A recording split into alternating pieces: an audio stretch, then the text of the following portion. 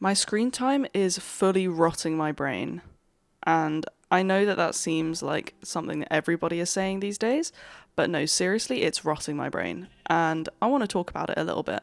Obviously, we know that there are genuine health side effects to spending all day looking at a screen, whether that just be to do with your physical, like, eyesight, or the fact that you're probably not moving around a lot when you're looking at your screen, but also the fact that your brain is rotting. And obviously, rotting is a bit of an exaggeration, but it is suffering severely from just extensive brain stimulation, from looking at screens and from consuming content every single second of the day.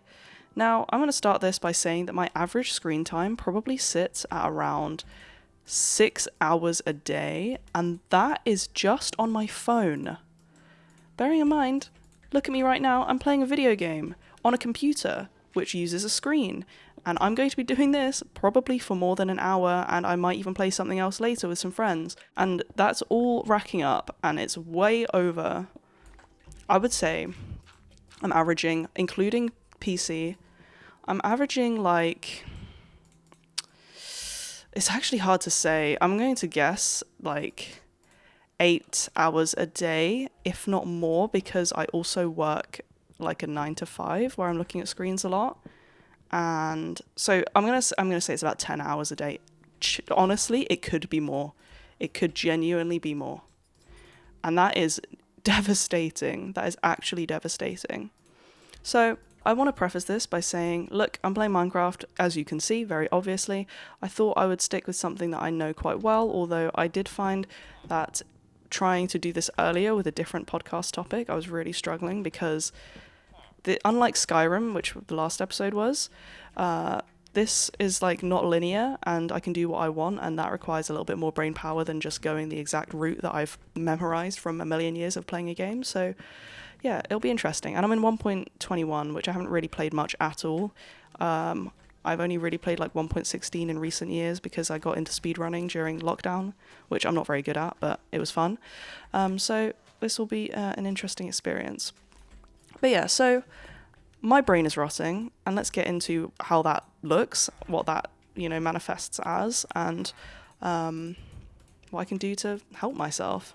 So again, not an advice video. As you can tell, I'm the last person who should be giving advice on this, given that I spend like 10 plus hours a day on screens. So, take everything I say with a pinch of salt. So I guess something that I've always had an issue with when it comes to screen time, and just like phones and stuff in general, is having unbridled access to people. And I don't just mean like celebrities and influencers that you're, absorbing that content daily, but I also mean your friends and your family. And I mean family to a lesser extent, because you're obviously going to want to have contact with your family whenever, just for emergencies, but also just to keep in touch and keep up to date on what's going on in their lives and keep them up to date with your life. But when it comes to friends and stuff, like, yes, obviously you're going to want access to those people because you want to know what they're up to and you want to be able to plan things and etc. But having complete, like, non-stop daily access to these people, and I mean not only being able to talk to them, message them and call them whenever you want, but also having access to like everything they're doing all day. If they're posting on their socials what they're up to, you know everything about them, really. And that's not like the end of the world for friends, obviously, because you're probably going to know a lot about them anyway just by being close. But I just think it messes with your brain to be that concerned about what is going on in other people's lives, to be that absorbed in other people's lives and their activities that you almost not even just forget about yourself. It's not even that you forget about yourself. You're even more interested, not more interested, you're even more concerned about what it is that you're doing because of how much time you spend looking at what other people are doing. And that's obvious. It's the classic, you only see a snapshot of somebody else's life and they choose to post what they want to post on Instagram or wherever, and they will choose something that makes them look like their life is a movie or whatever. That is true, as everybody says. It's very, very true.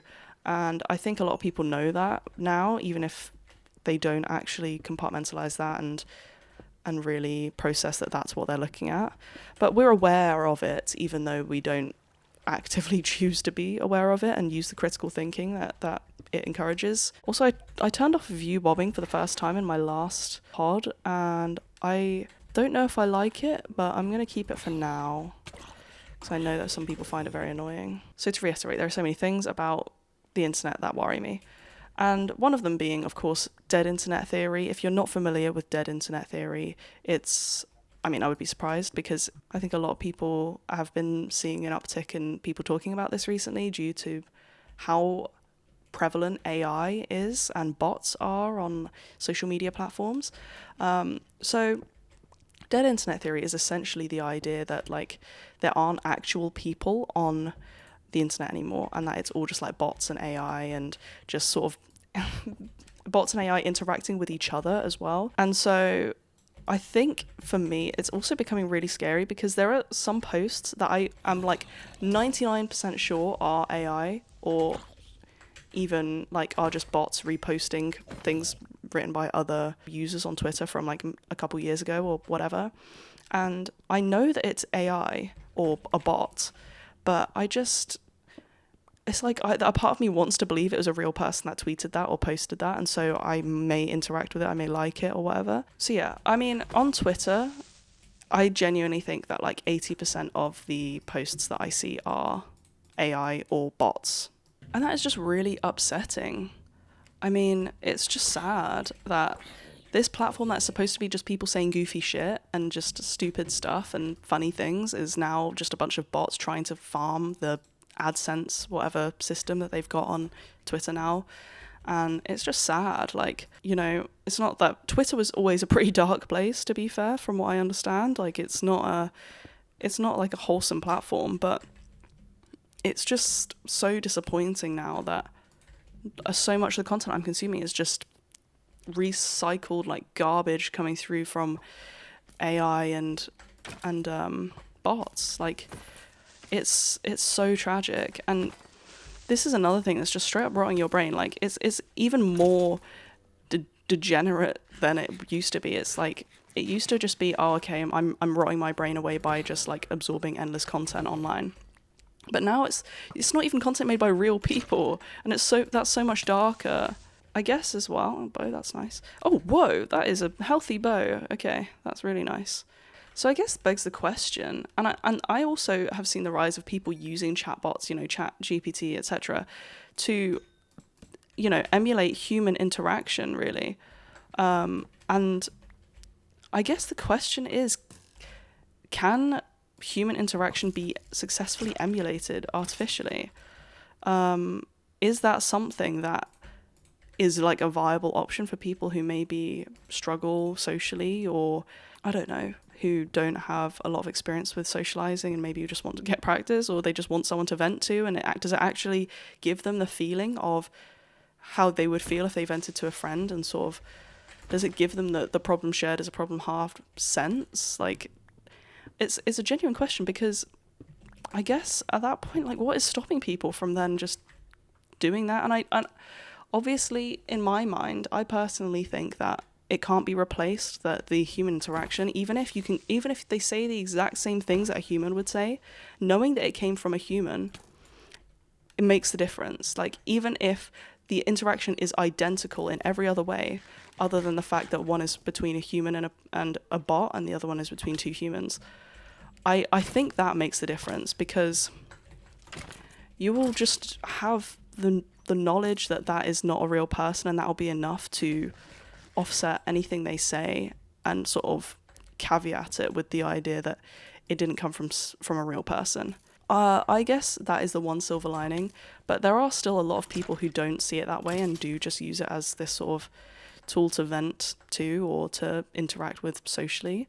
So yeah, I don't know. That's an interesting thing as well. Will that ever be a true like issue that we have to face? Another issue is also just so much negativity online. There's so much just toxic, and toxic is a bit of a buzzword now, but it is toxic. It is damaging, and it is like poison. Like it will have a long lasting effect and also an immediate effect. And the impact is tangible, because I mean, there are so many studies that just show directly how impactful screen time is and overstimulation from using phones too much and screens too much, whatever, how that will then damage you in the long term and stunt your growth and stunt your brain development, basically, especially since most people who are using these platforms are kids and teenagers. But there's just so much negativity online, and it does make me wonder, what are people actually gaining from being just horrible on the internet, being so negative and cruel? What do people actually gain from that? Genuinely, it's a question that I've always had. I don't understand,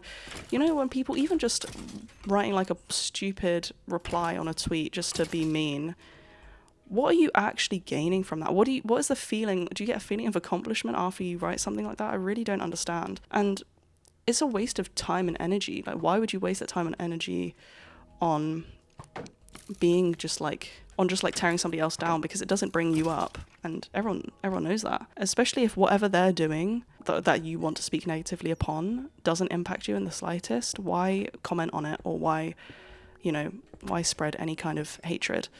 Of course, there are occasions where those maybe something that somebody else is doing does affect you negatively, like if it's a politician or something saying something kind of outrageous, then I understand why people would comment on that and express their anger. But other than that, if it's just to be genuinely just cruel for no reason, it's just so beyond me why somebody would ever do that. Honestly, we have limited time on this earth. Why spend it being hateful? Like, if someone's sheer existence is making you uncomfortable, how is that their fault if they're doing literally nothing to you?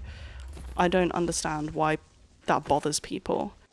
Obviously, that means that you sort of are the person that needs to leave that space if you can't be tolerant of people. But you just have to ask yourself, like, why does this affect you, and what impact is this having on you that you feel the need to say something like that? But anyway, that was a bit of a tangent.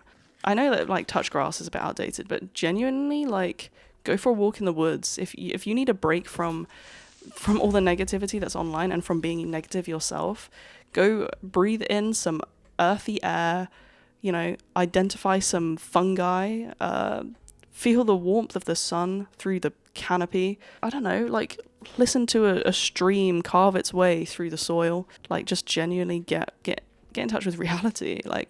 And this isn't just go for one walk, or you need to make a habit of being outside and away from phones. And I don't do it at all. But the few times that I have done it, it genuinely makes all the difference, because I have this newfound appreciation for things outside of this void that is, I need to be like this person, or I need to achieve these things by the time I'm 25, and I need to have done all of this stuff because this person has done it, and I need to also show everyone how successful I am on my socials, and flex to people that I actually have done something amazing, when equally I could have just gone for a walk and had a way better feeling inside.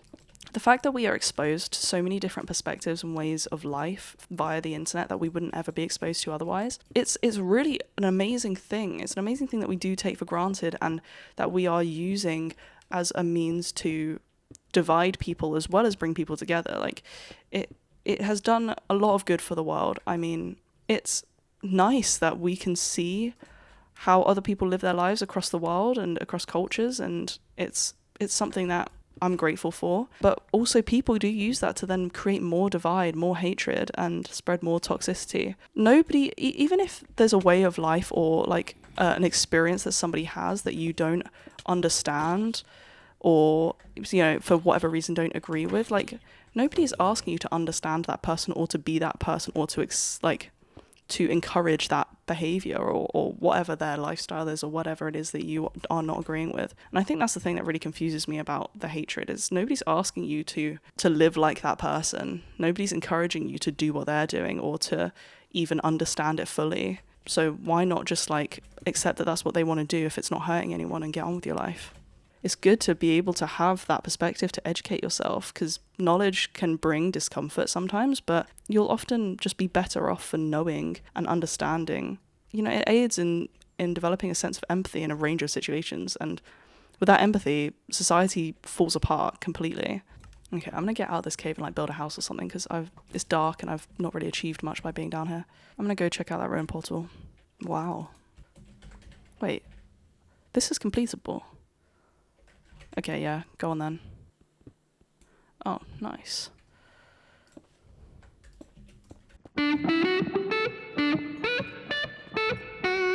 I don't really think this is going to be a long episode today because I kind of don't really have much to say about the topic other than that I need to take a break every now and again and be more proactive with taking care of myself in regards to screen time and not obsessing over things that other people are doing.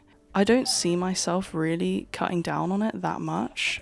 And that just sort of begs the question, like, if I know that it's this harmful and doing this much to me, why am I not paying attention to that feeling, I guess? Like, why am I not then doing something about it? Why am I not limiting my screen time or implementing more outdoor activities, I'm gonna go up there, into my day? You know, why am I not being more careful about how many hours I spend like sitting down? I think that's the big thing as well, is like I spend so much time sitting down and that is terrible for your body. Like, I don't want people to have access to just everything that I'm doing, everything that I'm up to all the time, and be able to contact me at any given time of the day. And even though I spend all of my time on my phone, I'm a terrible texter, because it's not just because, like, you know, I don't want to talk to people. It's not anything to do with that. It's just because if I'm going to have a conversation with someone, I want it to be when I want to have a conversation with someone, you know? So it will take a good few hours to respond to a text, if not longer, because, I mean, I'm just not in the mood for a conversation right now, and I think that's okay as well, is not allowing people in to the extent that maybe people have grown to expect nowadays. Obviously, I think I do need to be better at texting, or at least communicating that, like, it's almost like this is a message to acknowledge that I've read your message or that I've received your message and will respond within the next 2 to 3 working days. It's something that I am bad at and need to practice more and get better at, but I don't know. I think I'm just feeling a bit hopeless with the state of the internet right now. I think a lot of people are, with how many just things that are on there that aren't real, and how much misinformation there is, but also just how much people are just trying to farm content, like soulless AI content. It's just depressing, isn't it? It's so depressing. I just feel like it's a bit hopeless at the moment with the online sphere, and that it's getting worse. I mean, I'm recording this at a time where I think the UK has like introduced the Online Safety Act, where you have to like prove that you are. Oh, either put my shield in a chest or I didn't make a shield. I don't even remember. But yeah, I don't even remember where the village is. All that stuff that I put in that chest, I'm probably never going to get back. I'm just like losing my mind a little bit and just running around aimlessly. So I don't know why I thought E. Like, why did I think that paused the game? Because I've been playing too much Stardew. Gee whiz. Okay, so yeah, I think this is why I'm also doing this kind of format of content. It's because it is just very bare bones. Like, I'm a person saying things that I've written down in a notepad, and just, I don't know, like, it's very, I mean, like, authentic is kind of a dumb word to use, but it's just like casual content that is just me talking, and it's not, I didn't use AI to like generate prompts or to help, you know, create the script or like create notes or anything. I'm just sort of, as you can tell by how disjointed these always are, and how like sort of just out of it I sound. Am I dead? No, I'm not dead. Okay. Just sort of like how much I struggle with the concept of multitasking, because I'm also generating thoughts and not just like reading them out of a book. It's why I've tried to focus on this kind of content, because I am so like starved of real things online, and I don't see myself actually cutting down on my screen time like I need to anytime soon. So I need just more stuff like this. I just need more human online. Sorry, this had nothing to do with the Online Safety Act. Right, let me go back to that. So to a baseline level, I do think that there needs to be, I don't know, that it needs to be safer for young people online.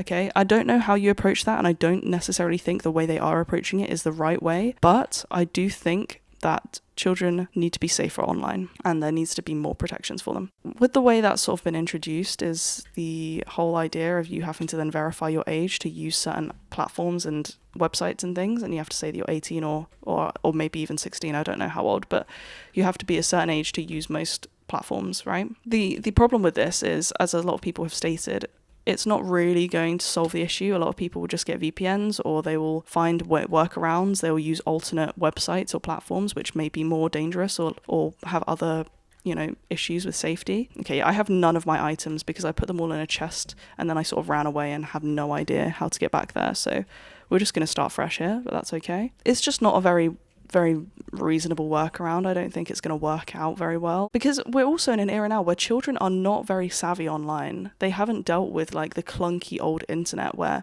you really did have to know your stuff to sort of navigate and get around without getting viruses or falling for phishing scams or whatever. I think everything's sort of been very like iPad kidified, like everything's been made very accessible, which is good and bad, because now they don't have this knowledge of how to protect themselves online. That's going to have repercussions when it comes to now them having these restrictions in place that they want to circumvent, but they're not knowing how to do that safely. If you're worried about what your child is looking at online, or about what they have access to and who has access to them, which are all very valid concerns and things that you should be worried about, then you should be aware of what your child is doing and you should keep an eye on them and monitor them. I don't think that it's evil or whatever for a parent to know what websites their kid is using and to be able to monitor that kind of information.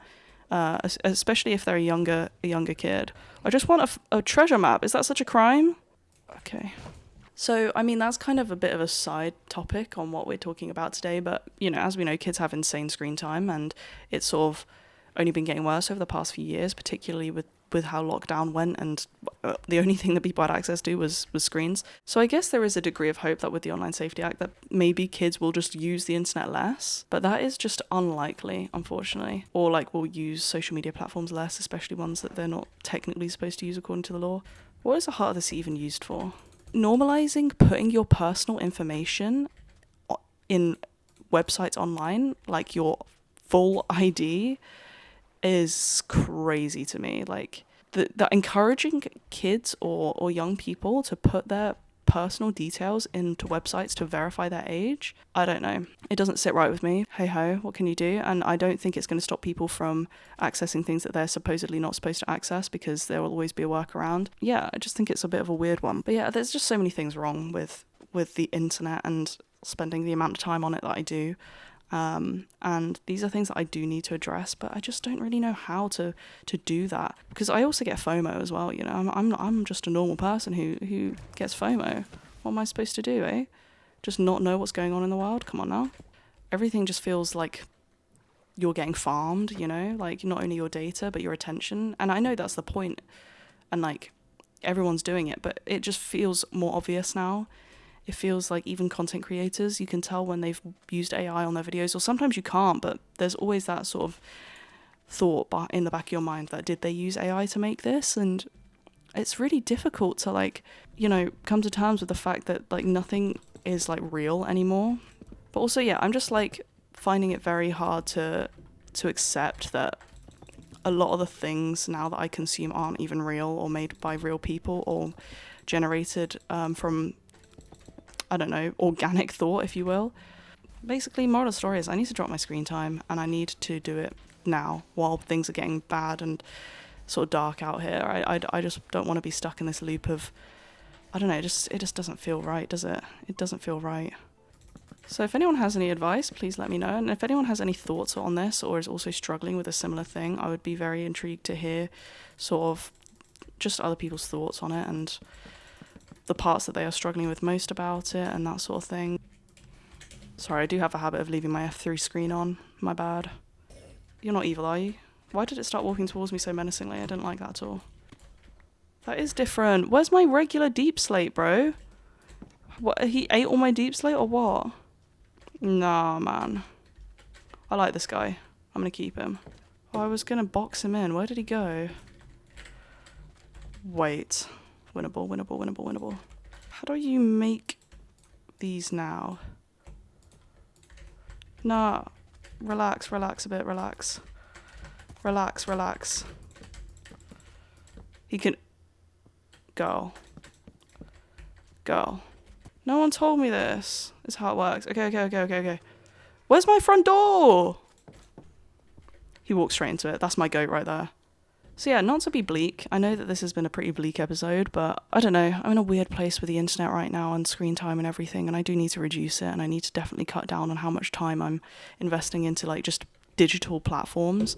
So it's something that I'm definitely going to work on. But please, if you have any ideas on how to just get better at those sorts of things, please let me know, because I am pretty terrible for it. Like, for just actually being responsible and taking my time to recuperate, and not just like as soon as I get home from a long day immediately going into numbing my brain and watching some YouTube videos or going on Twitter or whatever. Like, I need time to just like actually think and use my brain in a way that isn't just having information overload fed to me like on repeat constantly. I don't know, this episode has been all over the place. I think I just had one of those days. I've not been very focused today, and it's manifested in this, so I'm very sorry.